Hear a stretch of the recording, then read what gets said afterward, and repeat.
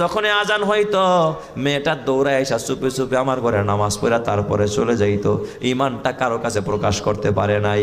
হঠাৎ কিছুদিন পর আমি দেখি মেয়েটার আমার ঘরে আসে না, নামাজেও আসে না। আমি ওর বাবারে জিজ্ঞাসা করলাম, ও মালিক, ব্যাপারটা কি? আপনার মেয়েটারে তো দেখি না।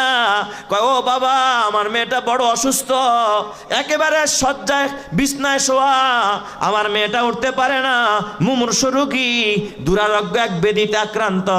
কিছুদিন পর হঠাৎ শুনি তার মেয়েটা ওই রোগের বিছনায় মারা যায়। মেয়েটা মারা যাওয়ার পর সবাই কাঁদতেছিল, আমিও কাঁদতেছিলাম, কিন্তু মেয়েটা মারা গেছে এই জন্য আমি কাঁদি না। আমি তখন কেঁদেছি, আল্লাহ, এই মেয়েটা যে কালিমা পড়ল, ওর বাবাও জানে না, ওর মাও জানে না। আল্লাহ, তো খ্রিস্টানের মেয়ে, আজকে তো বিনা জানাজায় আর কবর হবে, ওরে কফিনে ভরবে, ওরে দাফনও করবে না।